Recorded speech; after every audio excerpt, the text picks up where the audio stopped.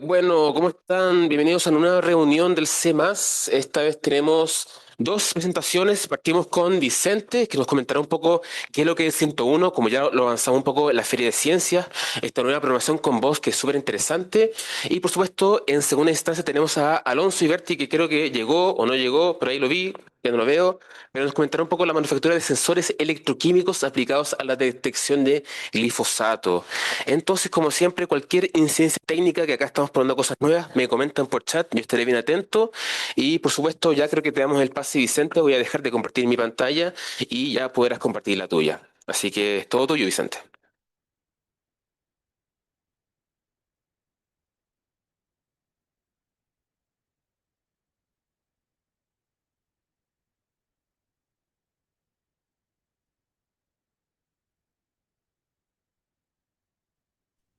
Ya, ¿cómo están? ¿Me escuchan? Afirmativo, Vicente, te escuchamos. ¿Sí, claro? Gracias, Francisco. Bueno, saludarlo a todos ahí, Concepción, Puerto Varas, Santiago, etcétera, etcétera. Bueno, un poco hoy día voy a comentar sobre 101, que este fue un proyecto que partimos con Rodrigo Solís y con mucha ayuda de Alejandro Rebolledo, que lo que buscaba básicamente era, desde Maker Campus o desde Maker Camp salía siempre una pregunta, bueno, ¿qué pasa con los colegios que no tienen computadores? ¿Cómo podemos hacer tecnología para que puedan programar microcontroladores, pero no solo jugar a programar, sino que programarlo real sin un computador? Entonces así parte 101. ¿Lo Vicente, te estoy perdiendo? Ahí sí, ahí volví, ¿no? Todo bien, dale, dale. Dale. Pero básicamente, no sé en qué parte quede, pero 101 nace como con un nuevo método de programar sin computador. Y esta fue la primera definición, que era una metodología de aprendizaje y creación donde combinaba una visualización de puzzles con un microcontrolador integrado. O sea, cómo podíamos nosotros armar la lógica a través de puzzles y esa lógica de puzzles llevársela a una programación a una placa o un microcontrolador. ¿Qué es lo que buscábamos con esto? Buscábamos sacar la sala de computación y todas sus tracciones. O sea, muchos colegios no tienen ni siquiera sala de computación y los que tienen, para los que no están tan interiorizados en el currículum, tecnología tiene 45 minutos a la semana y esos 45 minutos en traslado se perdían 15 minutos. O sea, las salas de computación estaban 30 minutos que no se podía hacer mucho. También creíamos que cómo podemos sacar de alguna manera el lenguaje técnico para desarrollar el pensamiento computacional, o sea, la lógica, y lo que abordábamos era el pensamiento, o tratar de desarrollar el pensamiento finalmente. Partimos con este prototipo, este fue el primer prototipo, que se basó también en otros prototipos, el case, que iba haciendo, que ahí Rodrigo me ayudó mucho en el diseño, y básicamente acá en este video se muestra, por ejemplo, el primer prototipo donde las cartas eran todas dibujadas a mano, y se ocupaba básicamente un RFID para poder leerlo. Pero en este video demostramos, no sé si se escucha, pero después me dicen, pero demostramos que solo un aparato podía programar varias placas finalmente. O sea, no necesitáis un control, por así decirlo, para programar una placa, sino que con uno podíais programar muchas. Lo que hacía que el profesor nomás pudiese tener este control y el resto del curso pudiera tener solo las placas. Entonces acá, somos un programador con dos microcontroladores distintos. Lo que quiero hacer ahora es un ejercicio de programar dos LED en ambos con distinta distancia. Como se puede observar, ninguno de los dos está programado. Doy inicio al prototipo, me deja seleccionar qué placa quiero programar, B1 para este, B2 para este otro. Selecciono B1, presiono Start, paso por mi secuencia de programación, sensor, condición, mi variable, a una distancia de 10 centímetros y que encienda un LED. Le doy Stop y ya tenemos programado nuestro primer microcontrolador y el segundo nada aún. Por tanto, ahora procedemos a seleccionar la segunda placa, presionamos Start, repetimos el proceso, sensor, condición, variable condición, esta vez ahora a 20 centímetros y que encienda el LED. Presionamos Stop y ahora tenemos programada nuestra segunda placa. Nuestra primera placa con una distancia de 10 centímetros, nuestra segunda placa con una distancia de precisión del proyecto centímetros. Bueno, y lo que queríamos desarrollar con esto era un kit finalmente para cada niño que se fue, después voy contando cómo va escalando esto, o cómo vamos cambiando esa esencia del producto a que se vuelva más un framework o solo una manera de hacerlo y da lo mismo la placa que uno tenga. Este era como el diseño de este kit que tenía un programador, tenía placas, tenía los puzzles y tenía un kit de sensores. Después empezamos a trabajar, el Ale nos ayudó bastante en esto, en cómo poder reducir los espacios y cómo optimizar finalmente este programador. Seguíamos con la misma tecnología, que era una tecnología cara, y empezamos bueno, a probarlo ya en terreno también.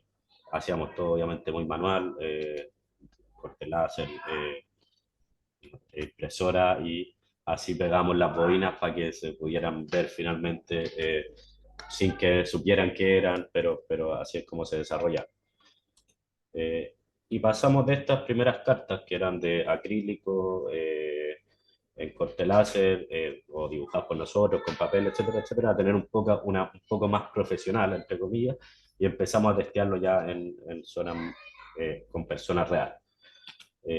Y lo testeamos con la Corporación de Fomento del Desarrollo Comunal y Productivo de la Florida, donde hicimos un ciclo de talleres en los fines de semana para niños más vulnerables, de sectores más vulnerables, y con algunos colegios de Las Condes. Acá hay algunas fotos de lo que fue eso, de cómo podían lograr desde la creatividad poder llevar, que era lo que más nos importaba a nosotros, llevarlo a la lógica y de la lógica poder desarrollar algo finalmente. Esto era un ejemplo de una pelea de robots que hicieron,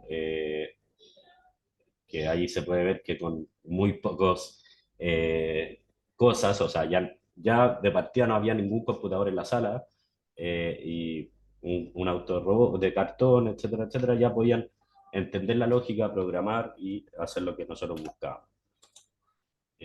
Acá algunos videos, ahí voy a ponerlo para explicarlo un poco. Ese era un desafío, una pelea de robots, donde básicamente cada uno hacía su diseño y después tuvieron su pelea final. Esto fueron alrededor de 5 clases, donde lo más importante es que, entre comillas, demostramos que el niño podía entender, sin necesariamente entender la parte técnica o el lenguaje, podía entender lo que pasaba y podía entender la parte lógica, que para nuestra visión es lo más importante, finalmente, que como yo de un problema abstracto o un problema complejo abstraigo ciertas cosas y lo ordeno en micro desafíos para poder hacer algo un poco más complejo.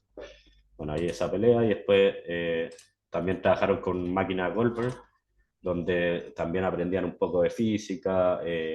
Ahí también, nos caímos porque nos fuimos muy hacia arriba. Después nos dimos cuenta que era muy complejo porque eran niños muy chicos de 6 7 años, y volvimos a que jugaran, etcétera, etcétera. Bueno, después de eso, también estuvimos en nuestro representante también a la universidad, y hasta ese entonces, en un congreso en Palermo, en la Universidad de Palermo, y también abrimos como pre-order, cosa que después no reactivamos, pero había un interés en los colegios. Nos dimos cuenta que había un interés. Más de 32 colegios se inscribieron en una precompra que al final, como fue cambiando esto, nunca hubo un kit. ¿Por qué no hubo un kit? Pasamos de este controlador a una aplicación. Dijimos, bueno, sigue siendo relativamente caro, porque el kit de costo va a haber costado unos 30.000 pesos, pero si uno lo saca comercial tiene que pesar 50, 60.000 pesos. Entonces dijimos, ¿cómo podemos llevarlo hasta poder hacerlo con papel? Y ahí estuvimos trabajando en diferentes cosas, pero, lo llevamos hacia una aplicación, donde lo que hacíamos era leer arucos que tenían ciertas partes del proceso. Entonces ya lo llevamos a que, por ejemplo, si el profesor tiene un celular, ya puede programar todas las placas finalmente. O sea, sacamos también un aparato extra de la ecuación, sino que cosas que ya tenían a mano podían usar. Y ahí un poco lo voy a adelantar un poco, porque es un poco largo, pero básicamente ahí se va mostrando cómo el proceso de programación, cómo el celular lo va leyendo y se va haciendo la misma lógica que teníamos física, ahora lo hicimos, o sea, el mismo puzzle, ahora se hace con fichas finalmente y esto ya lo empezamos a probar en otros lados también. La misma lógica que hizo Rodrigo en el ejemplo anterior era el mismo ejemplo de ahora. Bueno, también obviamente yo usé a mi hija mayor también de testeo que hiciera algunas cosas. Probamos con el sobrino de Rodrigo que actualmente tiene 7 años, la Cande tiene 3, va a cumplir 4 años, pero ya entendía un poco la parte más importante que nosotros queríamos resaltar. Y ahí empezamos a hablar con Enseña Chile, donde hemos tenido varias conversaciones y varios profesores han testeado esto y les parece interesante porque lo que más rescatan es que ellos no tienen que aprender, por ejemplo, de programación para poder usar la programación. Entonces, eso es lo que más rescatan. Han hecho algunas pequeñas actividades donde nos han dado feedback y qué sé yo, pero la idea es poder masificarlo más adelante. Después de esto, era una idea futura que teníamos, que era, bueno, cómo vamos haciendo que hayan creadores con 101 y vamos haciendo una biblioteca, esto, etcétera, etcétera, pero ahí quedó y algo que... Y el siguiente desafío, yo creo que un poco lo que más nadie conoce acá es, nos preguntamos, ¿se puede programar solo con voz? ¿Se puede hacer un robot con instrucciones nomás? Y eso es lo que hemos estado trabajando y ya lo tenemos más o menos resuelto. Pero básicamente partimos un poco a contar el proceso. Partimos con N8N haciendo 3 agentes, sí, 3 agentes o un agente en varias etapas, por así decirlo. Lo primero es la recepción del audio. O sea, yo le digo a mi celular, mira, sabéis que tengo o sí, en este caso usamos Telegram, pero ahora ya estamos sacando Telegram también y lo estamos haciendo directo. Yo tengo una placa, un microcontrolador que tengo conectado el motor en tal lugar, quiero que haga esto. Y eso nosotros necesitamos transcribirlo para que esto genere un prompt. Entonces, este primer agente hacía eso finalmente. Después de esto, después de la transcripción, nosotros incrustamos el texto en un prompt que ya tenemos rearmado. O sea, no es un prompt que no solo hace ese prompt, sino que ese prompt se une con otro prompt, por así decirlo, y que eso construye el código C++ que el que va a la ESPI finalmente. Y después nosotros tenemos otro agente que revisa que el código esté bien hecho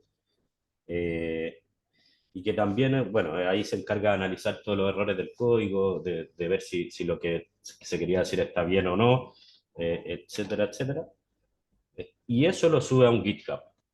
Ahora sacamos, esto es como lo hicimos la primera vez. Después voy a contar un poco cómo lo estamos haciendo ahora. Pero esto lo subía a un GitHub, o sea, hacía prompt, que se incrustara otro prompt, hacía el código, revisaba el código y lo tiraba a un GitHub. Después, y después de esto, teníamos otra gente que veía los requerimientos y veía las librerías que usaban el código que vamos a usar. Y hacía un requerimiento TXT. Lo que hacía que la placa instalara las librerías que necesitaba para ese código, finalmente. Y después de todo eso, lo mandaba o lo manda todavía en OTA, que ya, después puedo explicar un poco de eso, pero básicamente un código binario, código de máquina, código que entienden todos los microcontroladores. Entonces, hola a todos, los saluda el equipo de 101. El día de hoy les traemos novedades, hemos estado trabajando y lo que les vamos a mostrar a continuación es la programación de una placa SP32 vía voz. Entonces vamos a comenzar con el audio. Quiero programar una placa SP32 a la cual tengo conectado un servomotor de la marca Tower Pro en el pin 13 y lo que quiero es que se mueva primero 45 grados, luego de 2 segundos quiero que se mueva a 90 grados, luego de 2 segundos quiero que tome la posición de 180 grados y que todo esto lo ejecute dentro de un loop continuo. Perfecto, hemos enviado el audio, vamos a comenzar ahora el cronómetro, el cual debería tardar entre 2 a 3 minutos. Vamos a ver cuánto se demora esta vez. Lo que acabamos de hacer es, vía voz, enviar a un agente con inteligencia artificial este audio, el cual transcribe a texto. ahí, bueno, Rodrigo explica todo lo que acabo de explicar, no le voy a poner de nuevo aquí. Pero acá, ahí voy a poner el final para que se vea que ya... Un tiempo, digamos, de entre 2 minutos. Se demoró. 2 minutos 50. ¿Qué? 2 minutos 50.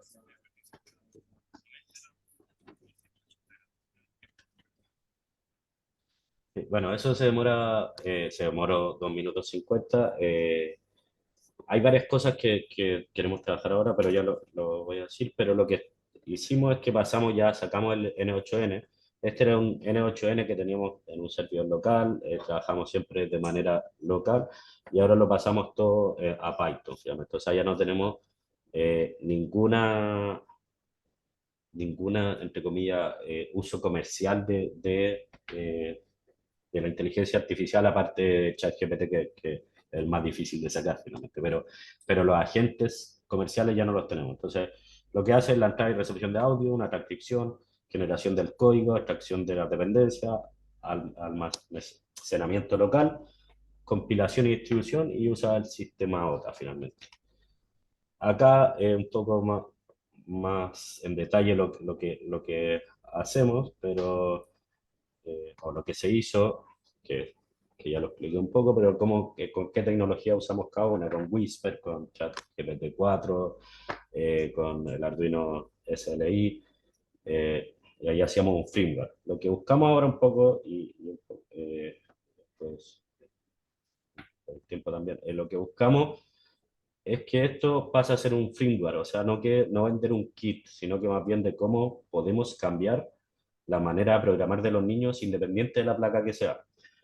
Lo que estamos trabajando hoy en día solo sirve para las placas con núcleo SP32, pero que hoy día vienen Arduinos con núcleo SP32 y vienen muchas placas con esto, entonces es la más popular también creemos hoy en día.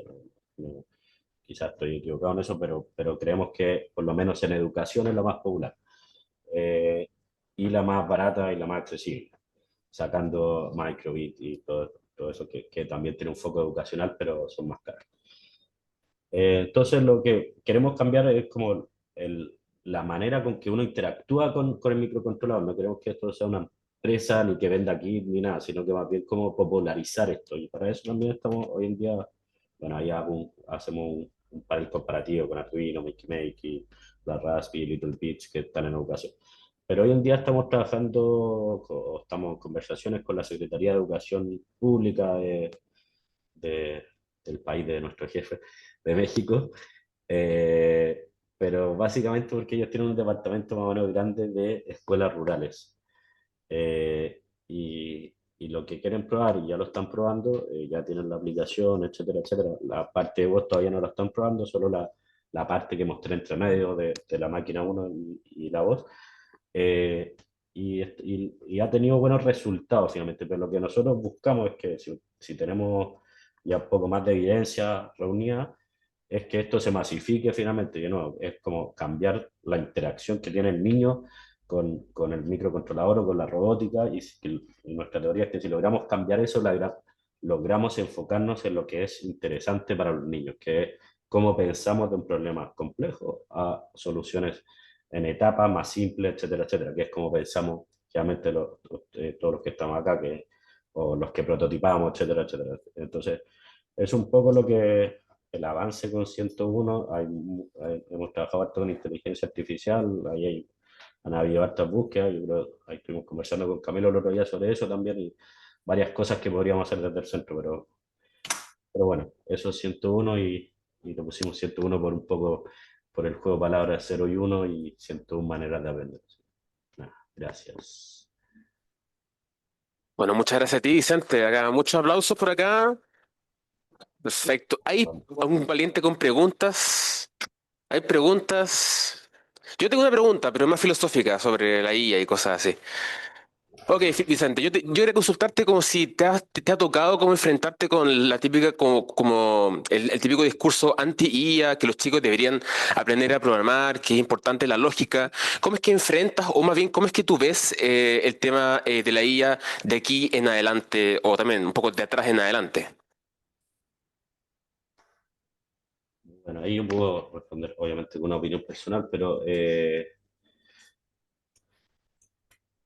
Yo no sé si hoy en día, hace 5 años todos decían tenemos que aprender a programar. Yo no sé si es que lo sigue diciendo hoy en día, pero lo que sí es importante yo creo es el pensamiento, obviamente, independiente de, y acá se puede ver con todos los que estamos acá, obviamente, o sea, la manera con que pensamos o buscamos soluciones, independiente de los conocimientos de lenguaje que tenemos, y por eso, no sé, pues, hay tanta colaboración en este tipo de trabajos, o de lenguaje o de conocimientos técnicos, es la manera como pensamos. Yo creo que eso en los niños no se ve. ¿Por qué no se ve? Porque seguimos siendo el profesor muy importante en el sentido que él tiene el conocimiento.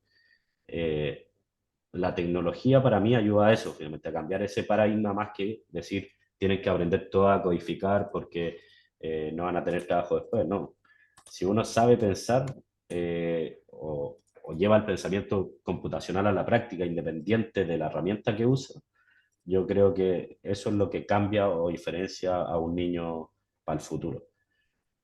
Es una opinión muy personal, pero yo creo que por ahí el camino, más que enseñarle la parte técnica, tenemos que enseñarle a resolver problemas complejos, a saber cómo abstraer cosas, a saber los patrones, a saber algoritmos, análisis de datos, etcétera, etcétera. No, no a si sabe Python o si sabe otro lenguaje, yo creo que hoy en día no importa. Perfecto, muy de acuerdo. Ahí vamos con Camilo. Eh, Vicente, gracias por mostrarnos como todo el recorrido también. A mí sí me surge la duda de con la última iteración que tienes, que evidentemente suena impresionante que tú le dictas tú le dictas a algo y ese algo hace algo de manera automática, es impresionante. Sin embargo, tu primer discurso sobre la necesidad de el 101 tenía que ver con este acercamiento a que los niños incorporen el proceso de pensamiento computacional, que creo que en la primera versión era reflejado por las fichas, estos rompecabezas que iban uniendo, que les permitía a ellos incorporar de manera lógica esto con piezas de papel, y ese seguimiento hacía que pensaran lo que tenía que hacer. Pero ahora ya hacerlo desde el punto de vista de una dictado, quiere decir que el principal ejercicio de apropiación de esa construcción de pensamiento tendría que venir para crear ese dictado, porque el dictado ya es como la herramienta de ejecución. Entonces, ahí no sé si se sigue pensando que sigue habiendo un kit como de objetos, de piezas, de papeles que te permitan hacer este rompecabezas, y después eso lo transformes en, bueno, ahora díctaselo a la máquina, ¿no? Porque eso no me quedó claro si ahora es como ya nos quitamos de todo ese tipo de insumos, que creo que finalmente era lo que generaba el mayor acercamiento al pensamiento computacional. No sé qué es lo que piensas de eso. Sí, ahí, bueno, gracias por la pregunta. Es un tema, eh, no es tan lineal responderlo, o creemos, o estamos en eso, obviamente no creemos que sea tan lineal, porque también muchas de las preguntas que salieron en el camino, bueno, ¿cómo diseñamos estas tarjetas para que realmente desarrolle el pensamiento computacional? O sea, que pongamos, no sé, monitos o una palabra o esto con esto, no sé si se fijaron que eran muy simples los puzzles, de realmente desarrollar el pensamiento computacional. Entonces ahí una de las conversaciones que también hemos tenido mucho con Rodrigo Fábregas, que también hizo una pregunta muy similar a la tuya, en el sentido de, bueno, estáis sacando todo lo que desarrolla el pensamiento computacional, ¿por qué lo hacen? Y quiero retomar un poco lo que dije antes, pero desde otra mirada. Yo creo que el pensamiento computacional tiene que ir más allá de la programación per se, finalmente. Es muy abstracto lo que estoy diciendo y quizá no se entiende, pero yo creo que cuando uno trabaja con metodología activa, ya sea desafío, sea basado en un problema, etcétera, etcétera, lo que importa es cómo uno hace esa secuencia finalmente, y no solo la programación per se.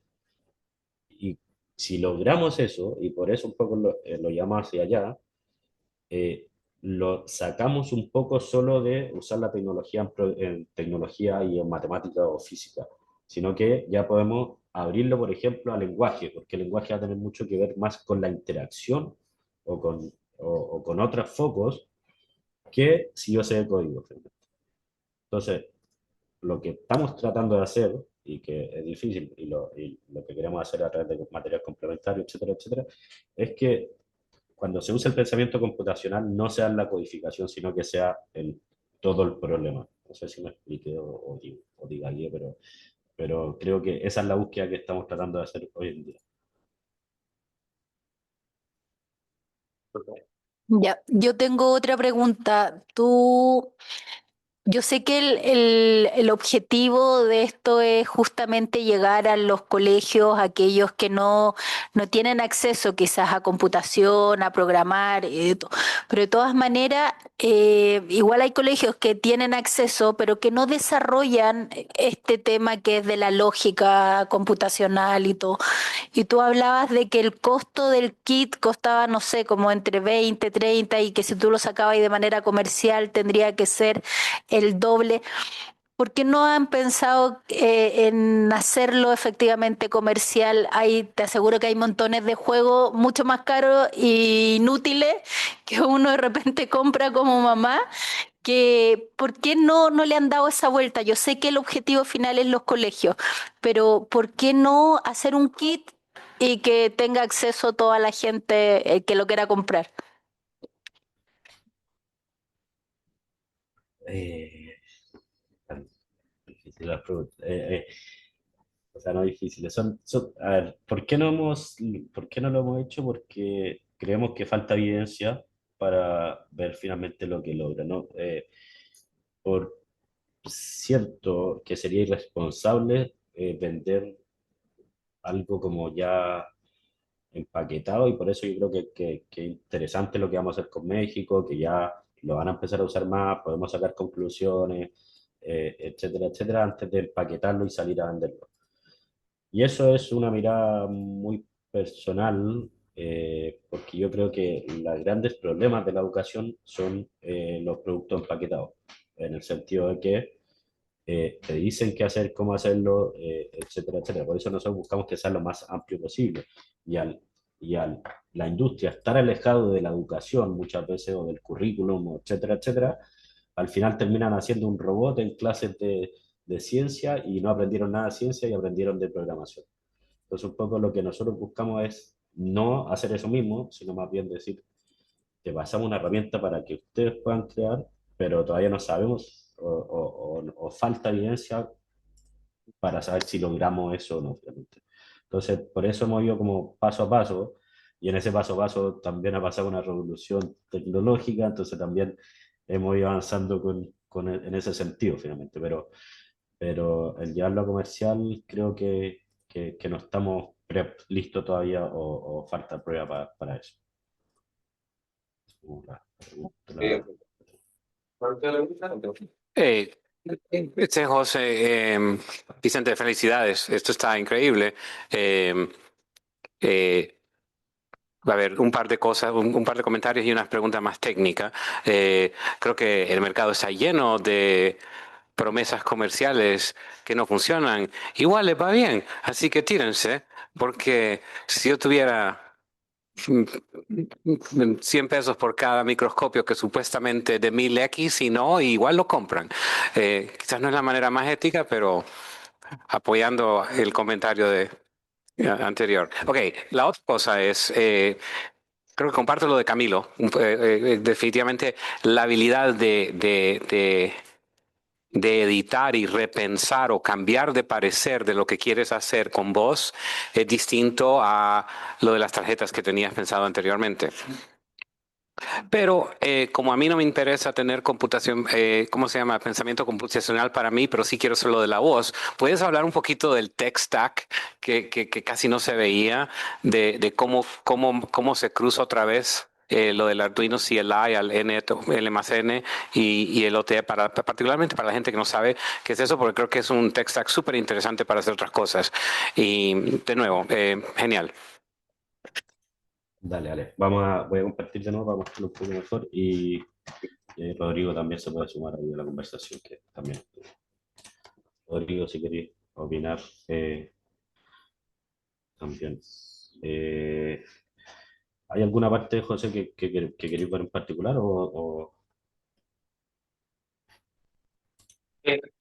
Me llamó la atención particularmente la parte donde evidentemente no sé si el N+N le habla al Arduino vía CLI o del otro lado, pero y la parte de J, particularmente para la gente que no sabe qué es J aquí, o que creo que es over the air, ¿no? Pero para la gente que no, sí, simplemente porque creo que el N+N obviamente se entiende que es agentes, pero cómo se le sube y habla al N+N en general, creo que es súper interesante para la gente que va a empezar a usar ese tipo de herramientas. Sí, ahí Rodrigo puede ver el protocolo de comunicación, sí. Pero nosotros al final lo que hablaba con la placa es GitHub.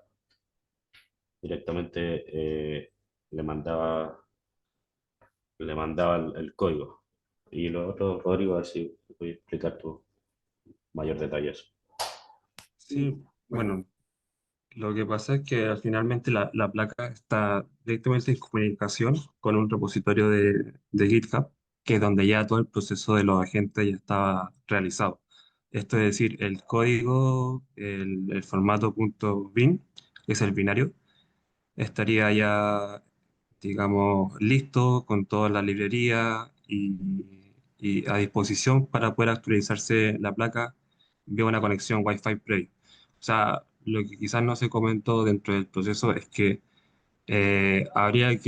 nosotros creamos una librería para la placa SPI y este es un código previo que hay que instalar, obviamente, compilarlo en la placa, que vendría siendo solamente la librería más 3 líneas de código.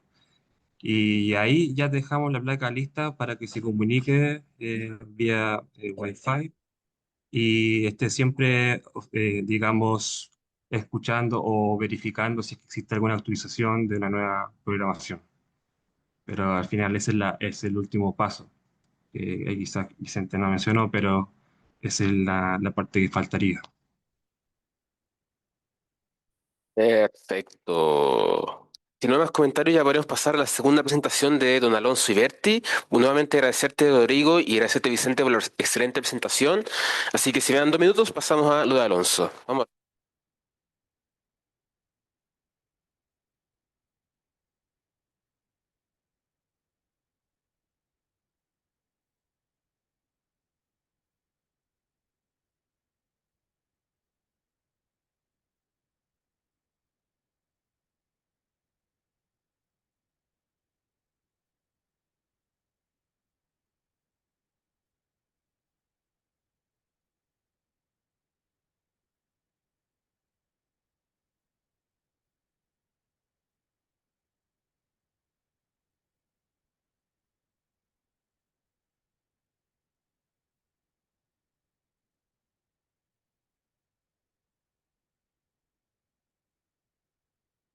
O con la manito, ¿no?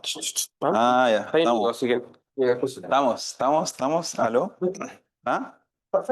Sí, sí puedo. Sí puedo. Usted me dice nomás, jefe. ¿Estamos? Ya. Buenas tardes, ¿cómo están todos? Espero que bien con las pizzas.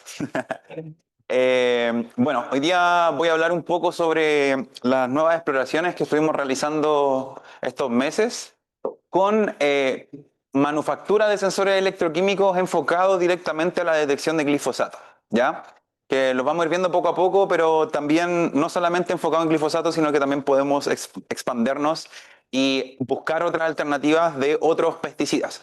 Entonces, primero, a pesar de que podemos variar los sensores de distintas formas, queremos hablar de glifosato, que es lo que nos interesa, ¿ya? El glifosato es un herbicida, finalmente, que nos permite controlar malezas de distinto tipo. La facilidad que tiene el glifosato es que es muy barato y permite su uso a nivel mundial. ¿Ya? Lo que hace este glifosato finalmente inhibe formación de aminoácidos y permite que las plantas no crezcan. Entonces permite mantener malezas muy a corto, digamos, las puede mantener controladas. Esa es la palabra correcta. Está clasificado como cancerígeno. De hecho, en muchos países de Europa está prohibido el uso de este pesticida, pero aquí en Latinoamérica no, obviamente. Y o sea, las preocupaciones por sus efectos en la salud humana y el medio ambiente son amplias, ¿ok? Entonces, Entonces, si existe este tema de glifosato, ¿cuáles son los métodos que hay hoy actualmente para detectar glifosato?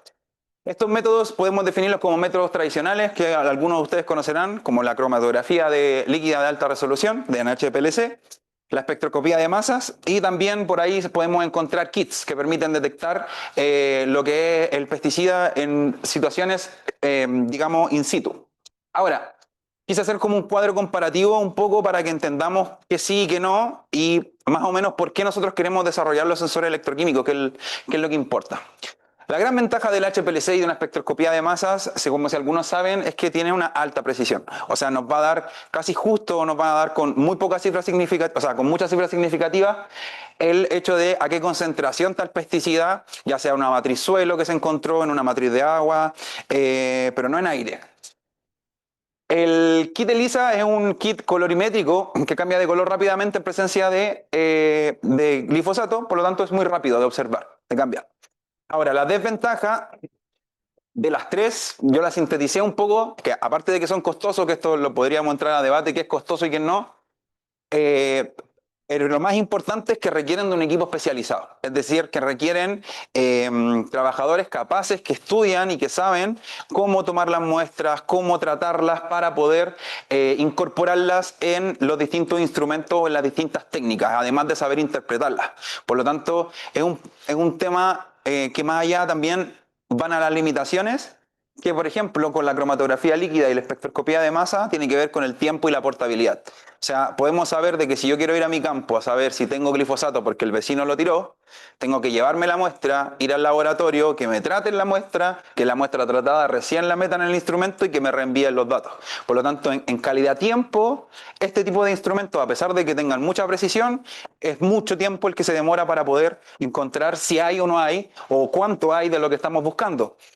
Y el problema que tiene el kit de placas ELISA es el manejo. A pesar de que sea un kit, entre comillas, simple, son tantas botellitas, son tantos colores, quizás debería haber puesto una foto para verlo, pero son tantas cosas que hay que saber manejar, qué va aquí, qué va acá, que al final el usuario se complica más de lo que debería cuando queremos buscar cosas simples.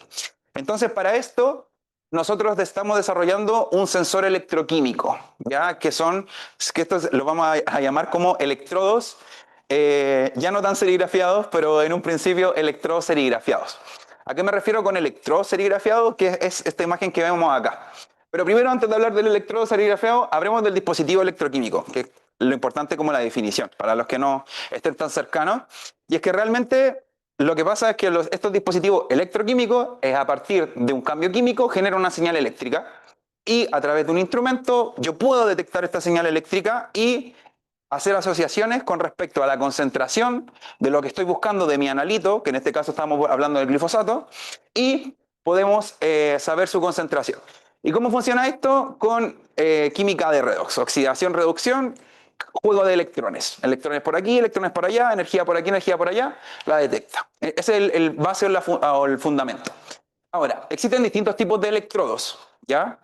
Muchos, cuando yo les digo electrodos, quizás se acuerdan de estos que van en el corazón, que te miden el pulso. Todos funcionan de manera similar, pero estos en particular contienen 3 electrodos dentro de su gran electrodo.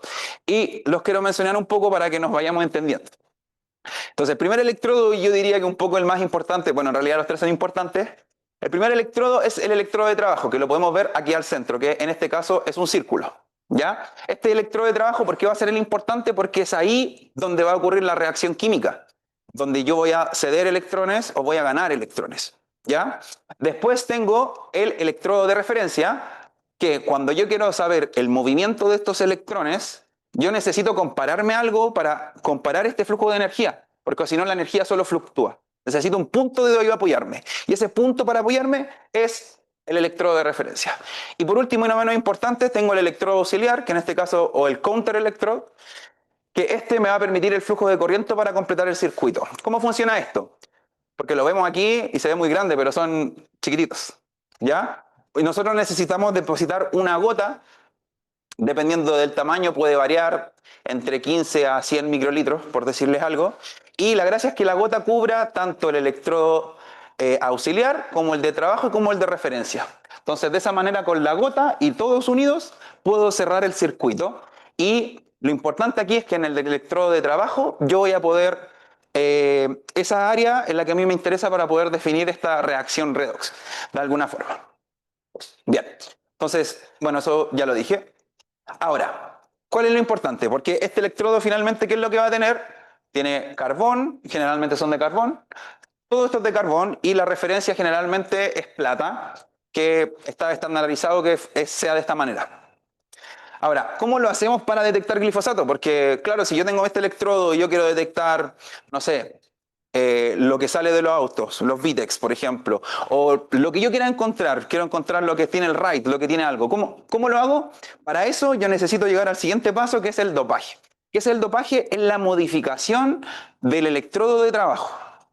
Recuerden que el electrodo de trabajo es este central. O sea, yo lo voy a modificar para hacerlo específico para la detección ya sea de una molécula o de un grupo de moléculas que compartan similitudes, estructuralmente hablando. No me voy a meter a eso. Pero nosotros, ¿qué estamos ocupando ahora para dopaje? Solamente para que lo sepan, estamos sintetizando óxido de grafito porque es muy afín con el glifosato. Finalmente, entonces lo permite agarrarlo y que se quede quieto para que a la hora de colocarle la corriente, este se oxide dependiendo de la técnica. Ahora, como son sensores electroquímicos, nosotros tenemos distintos tipos de técnicas electroquímicas, no es solamente una. La que nosotros ocupamos solamente es una voltametría de onda cuadrada. Y la voy a dejar hasta ahí nomás sin tanto detalle, que no es la finalidad de la presentación. Solamente mostrarle un poco que estos son los gráficos que yo le estoy hablando y esto es súper importante porque los vamos a ver reiteradamente. Y es que estos gráficos en el eje X vamos a ver el voltaje yo se lo voy a dar. Voy a hacer un barrido de voltaje. ¿Y qué es lo que va a pasar? Cuando haya una oxidación en este tipo de ensayo, voy a tener un pic. Y ese pic se va a deber a la liberación de electrones y por ende un mayor flujo de corriente. Y ahí está este pic. Entonces el gráfico va a ser voltaje versus corriente. ¿Ya? Por último, aquí para la gente más técnico, aquí podemos ver cómo se podría demostrar un poco cómo el glifosato se oxida en un medio ácido. Y por último les quería mostrar también cómo se ve el dopaje que nosotros preparamos, que se ve poquito, y cómo se ve en el electrodo. Pero creo que la imagen no le hace mucha justicia a cómo realmente se ve. Pero fíjense que en el anterior aquí el electrodo está solito, mientras que ahora tiene una capa sobre. Entonces, hablamos un poco de cómo funciona, qué es el glifosato, cómo funciona, cómo lo hacemos para detectar un poco la explicación, la justificación científica. Y ahora les quiero mostrar lo que hemos trabajado con distintos métodos para hacer electrodos, no solamente electrodos serigrafiados, y las posibles dificultades o dificultades que hemos tenido. Entonces, lo que primero decidimos trabajar en el grupo fue utilizar serigrafía. ¿Cómo funciona la serigrafía? Nosotros hacemos, digamos, un stencil y este stencil yo voy a depositar sobre este stencil tintas conductivas. Entonces le doy la forma que yo quiera. Y a partir de eso yo dopo y hago pruebas. ¿Ok? ¿Qué otra prueba? Que ya son un poquito más recientes, estamos trabajando con el Kapton y el láser. ¿Qué pasa? Cuando yo hago un diseño en láser, en un láser, y le doy la potencia suficiente para que no corte el Kapton, sino que lo queme, lo que va a pasar es que el Kapton, esta poliamida, se va a carbonizar. Y cuando se carboniza, permite conductividad eléctrica. ¿Ya? ¿Qué ventajas me trae esto, por ejemplo? Que como es una máquina la que me está haciendo el diseño, en cambio la serigrafía es un humano haciéndolo, es mucho más correcto, mucho más simétrico, mucho más, digamos, reproducible. ¿Ya? Es mucho más reproducible. Y por último, y uno de los más interesantes, diría yo, es el pan de oro. ¿Ya? El pan de oro es una lámina muy delgada de oro, que casi como si no fuera oro, que lo que permite en esta técnica, digamos que esta capa va sobre un sustrato y al colocar este como sticker, por así decirlo, o formamos este sticker, me va a permitir conductividad. Al final nosotros lo que buscamos es poder que genere un flujo de corriente a partir de la oxidación y la reducción de lo que esté sucediendo. Entonces, un poco para mostrarles también los procesos que hemos trabajado. Con la serigrafía ha sido un camino largo, un camino arduo. Aquí solamente mostrarles uno de los pocos ensayos que hemos hecho con variando capas, variando el tamaño de la malla, ver cómo fluye la tinta, ver qué tan diferente o semejante nos queda. Entonces, esto es, digamos, un poco cómo serían solamente los ensayos, para que vean la magnitud de lo que tenemos que hacer para corroborar que estamos haciendo algo reproducible entre sí, porque si no, no tiene mucho sentido que un electrodo funcione y que el otro no. Y la figura 2 es solamente mostrarle, la imagen tampoco le hace justicia, pero es cómo quedaría sobre el dopaje. O sea, el dopaje es este óxido de grafito sobre el electrodo de trabajo de los electrodos serigrafiados. Quizás suena un poco enredado, espero que me sigan. Luego, sobre el Kapton y láser, aquí tenemos un ensayo, de los primeros ensayos que hicimos con distintas formas de electrodo, porque sí es cierto que este es la forma con la que nos estamos casando, pero también podemos variarlo y mantiene la misma estructura de tener un electrodo de trabajo, un electrodo auxiliar o un contraelectrodo y el electrodo de referencia. Lo mismo para esto. Lo que va a variar aquí finalmente va a ser el tamaño o el área de superficie en el cual puedo yo después calcular más o menos cómo debería ser el flujo de corriente. En fin, hemos jugado con el Kapton y con la láser quemándolo, hemos probado Kapton en cinta, hemos probado láminas de Kapton de distinto grosor y hemos encontrado poco a poco digamos, la potencia correcta, la velocidad correcta en el sustrato correcto de Kapton. Digamos que esto es ensayo y error. Y por último, que esto es uno de los últimos resultados que hemos tenido, es el dopaje sobre los electrodos de el Kapton láser. Vayamos a verlo, que no se ve muy bien, pero ojalá la gente que está ahí en sus casas lo pueda hacer de mejor manera. Bien, y por último, esta es la técnica que nos falta más pulir, porque es muy reciente, es la técnica del pan de oro. Solamente encontrarle un poco el paso a paso, que son las etapas de la confección de electrodo. La gracia de esto es tinta en inyección láser, colocar sobre papel que me soporte la inyección láser, calentarlo y colocarle el pan de oro. De forma que al momento de enfriarse, acá tenemos la inyección láser, la impresión, coloco el pan de oro sobre esto caliente y después yo retiro el papel de oro y voy limpiando para que me queden mis electrodos, que se van pegando solamente las partes que tuvo la inyección láser. Entonces les puedo dar la forma que nosotros estimemos convenientes. Bien, uno de los breves resultados, pero de la caracterización. Es súper importante, cada vez que nosotros confeccionamos electrodos hay que hacer una caracterización para saber si realmente está sucediendo el proceso electroquímico.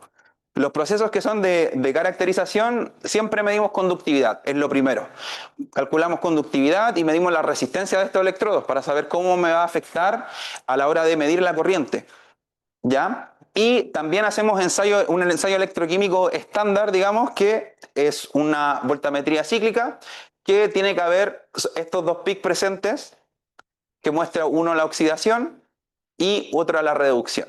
Entonces siempre le tenemos que hacer, cuando ya pasan el ensayo de conductividad y pasan los ensayos digamos, de la cupla ferroférrica, que se llama realmente, podemos recién ahí evaluar, doparlos, para poder después evaluar los resultados de estos gráficos. Entonces, muy importante hacer la caracterización.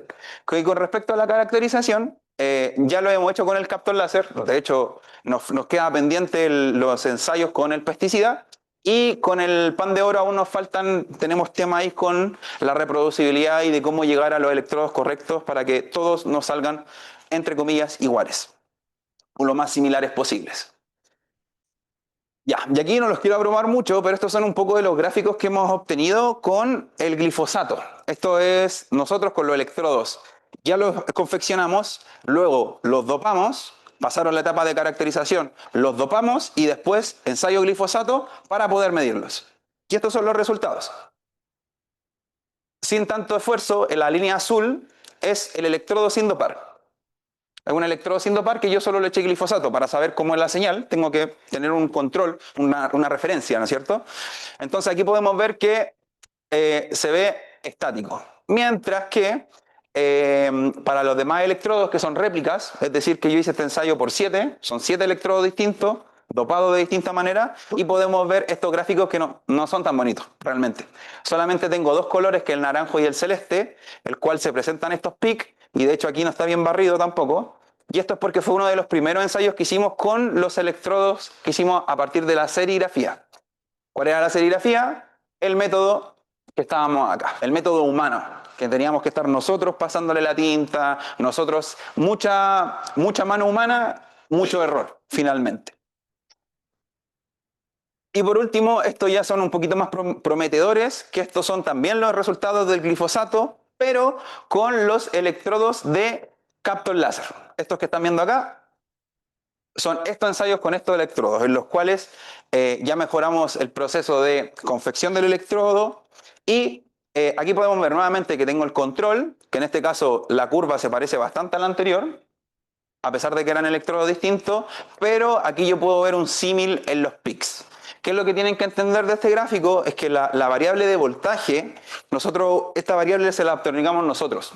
Yo decido qué voltaje dar, ¿ok? Entonces, a mí lo que me interesa es cómo va a reaccionar el electrodo a partir de este barrido. Entonces, en el punto menos 0,08 puedo ver un peak, o en el punto menos 0,98 puedo ver un peak. Es decir, que en ese momento, en ese voltaje, se oxidó. Es decir, que produjo más corriente. Entonces, ¿cuál es la idea y cuál es la finalidad de todo esto? Es poder encontrar el pic correcto, que aquí nos estábamos acercando, o los dos pics correctos, porque el glifosato puede oxidarse 2 veces, y caracterizar este pic de forma de que cuando yo varíe las concentraciones de glifosato y sean más chiquititas, la teoría nos dice que el pic tiene que ser también más bajito, directamente proporcionales. Entre pic más alto, más concentración de glifosato. Entre pic más bajo, menor concentración. Y aquí nos estamos acercando un poco a lo que es los resultados óptimos que buscamos en el glifosato. Ahora, para ya ir terminando, yo espero que se haya entendido un poco todo este tecnicismo. Conclusiones. Obviamente nos falta determinar la sensibilidad y el límite de detección de nuestro instrumento. Por más de que sea reproducible ahora y que dejemos de utilizar herramienta humana para poder hacer los electrodos, es muy importante saber hasta dónde podemos detectar o hasta qué punto inferior de concentraciones de glifosato podemos llegar a encontrar. Aparte, el enfoque que le queremos dar principalmente es poder detectarlo en el aire. Entonces, en el aire, al estar más disperso, la concentración es más baja y por ende la capacidad, tenemos que buscar ingeniarnos para poder retener la concentración mínima que me permita detectar esos electrodos. Y si queremos aumentar aún más el límite de detección, ver qué variables determinan este límite. Obviamente siempre sigue siendo necesario mejorar la reproducibilidad. Es verdad que los electrodos hechos de Kapton con láser tenemos un mucha mejor desviación estándar de los datos a nivel de corriente, pero aún así siguen habiendo errores. Y por último, la regulación y validación, que siempre en caso de desarrollar un sensor, un instrumento, siempre tenemos que validarlo y compararlo con otro sensor que está debidamente parametrizado y sabemos que detecta la concentración que está definida. Muchas gracias.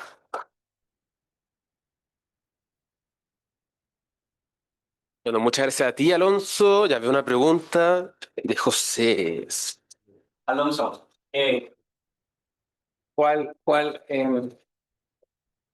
algo súper específico. Cuando haces las cosas con el Kapton, el láser Kapton, eh,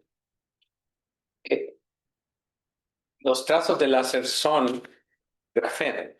¿Cuál es el objetivo de ponerle otro grafeno encima separado? Porque no le colocamos grafeno, le colocamos óxido de grafeno. Óxido de grafeno, que dos cosas diferentes. Que son dos cosas distintas. Okay. Claro, digamos que el grafeno es la estructura principal, que es apolar. El óxido de grafeno permite tener polos. Y después de eso, digamos que esa es la estructura compleja. Yo puedo aún sintetizar más pequeña la estructura y eso se llama óxido de grafeno, que no es lo mismo que el óxido de grafito, ¿ya? Que son muy distintos. Y que de hecho hay mucho estudio del óxido de grafito. Eso. Súper cortito. Bueno, muy interesante el tema también, como parte desde querer identificar glifosato hasta empezar a elaborar un propio, digamos, electrodo. pensando en que ya están llegando muy bien a la fase de elaborar el electrodo, ¿se puede dopar para identificar otros elementos, compuestos, no sé? Porque finalmente eso es lo interesante, que se están generando un electrodo muy barato, muy replicable, que podría ser para detectar nutrientes o lo que sea en otros elementos. Sí, de hecho, esa es la idea también un poco de esto. El único que hay que tener en cuenta es que yo lo que quiero detectar o se tiene que oxidar o se tiene que reducir. Claro. Si cumple esa función, hay que ver de qué forma podemos modificar el electrodo de trabajo, la superficie, para que lo agarre y para que le permita que pase corriente y que pierda un electrón o que gane un electrón. Entonces, Claro. de esa forma podríamos detectar cualquier cosa. Perfecto. Y ahí la última pregunta asociada a eso, esto de encontrar que el óxido de grafito era afín al glifosato, ¿fue muy difícil o...? No, bibliografía. Ah, ya, o sea, eso Fue estudio bibliográfico, o sea, está reportado, solo que está reportado en electrodos grandes de mesa, de Claro. escritorio. Nosotros lo estamos llevando a un pedacito de plástico con Kapton. Yo tengo una consulta ya un poco pensando en los próximos pasos. Lo que habías comentado de ya, tu idea es poder medir la concentración en el ambiente y vamos a tener que hacer quizás modificaciones en lo que queremos captar. Mi consulta es con respecto al electrodo, porque aquí ya definiste un tamaño. Si disminuye el tamaño, te disminuye los parámetros, te afecta en distintos cómo funciona. Sí, lo que pasa es que es muy importante, ya nos vamos un poco al tecnicismo, pero dentro de la ecuación que me permite a mí calcular y comparar la teoría con la realidad, un valor importante es el radio o el área, en verdad, es el área de mi electrodo de trabajo. Entre más pequeña el área de mi electrodo de trabajo, debería identificar menor corriente y por ende concentraciones más altas, porque la cantidad de corriente va a ser un poquito más baja. Entonces, digamos que un gran electrodo de trabajo me va a poder determinar concentraciones mucho más bajas. En cambio, un electrodo muy chiquitito no me permite.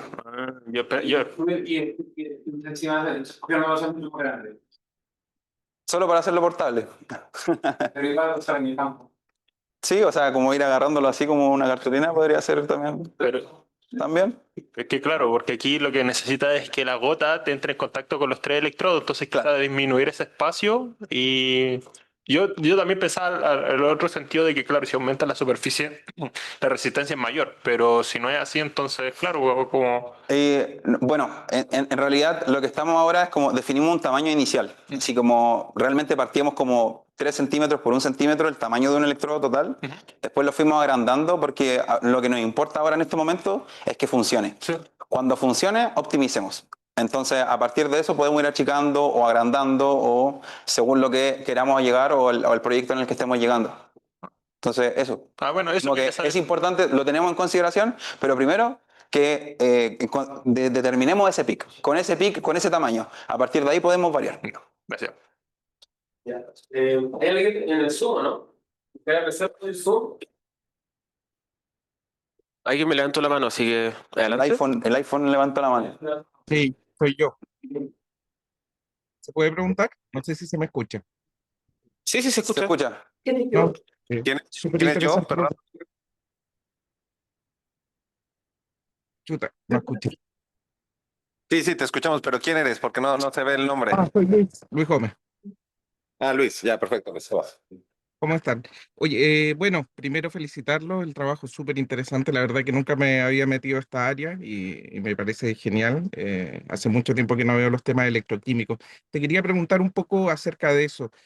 Hablaste de mediciones en el aire, lo cual me parece súper interesante, y ahí mi pregunta es básicamente, ¿cuál es el medio en el cual se mueve el electrolito dentro del electrodo?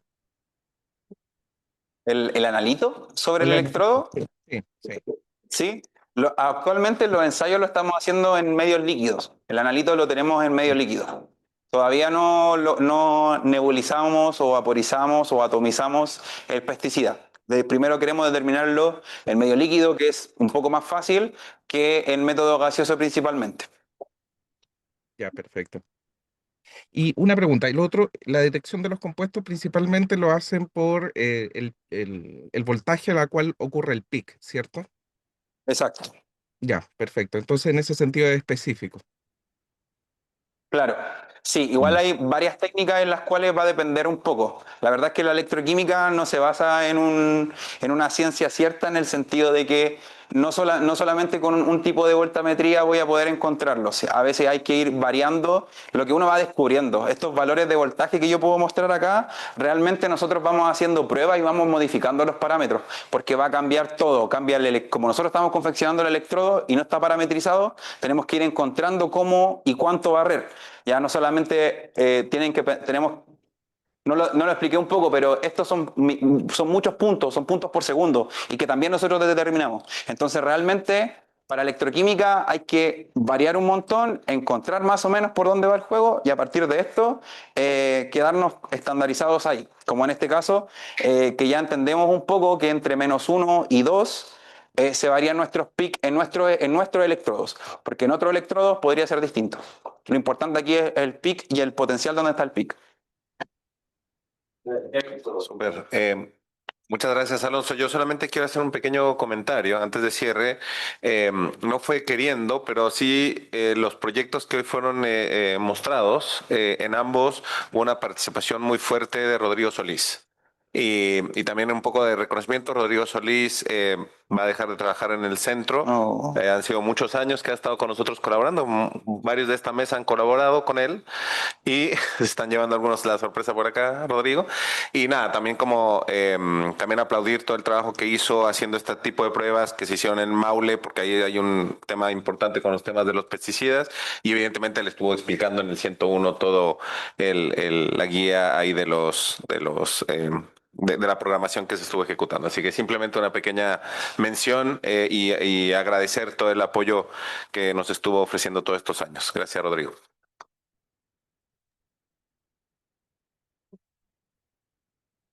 Perfecto. Bueno, Muchas gracias. muchas gracias, Diego. Muchas gracias, Vicente. También nos despedimos de Rodrigo, gracias al nombre. Así que, nada, pues, ¿alguna palabra final, Rodrigo? Bueno, muchas gracias Camilo por las palabras y bueno, con varios ya me he despedido en algunas reuniones, pero agradecido con todos. Fueron lindos 3 años que gozaron, así que me voy con un aprendizaje tremendo, con todo el cariño de todos y nada, feliz de poder trabajar y ser parte de este equipo, este maravilloso equipo que existe en el centro. Así que eso. Espero que sigamos en contacto. Así que nada, por ahí quizás pueden salir colaboraciones en el futuro. Así que yo dispuesto totalmente. Eso. Muchas gracias a todos. Muchas gracias a ti, Rodrigo. Dale. Acá, muchos aplausos, muchos abrazos. Vale, nos vemos entonces el viernes 4 de julio. Chao, chao. Próxima semanita.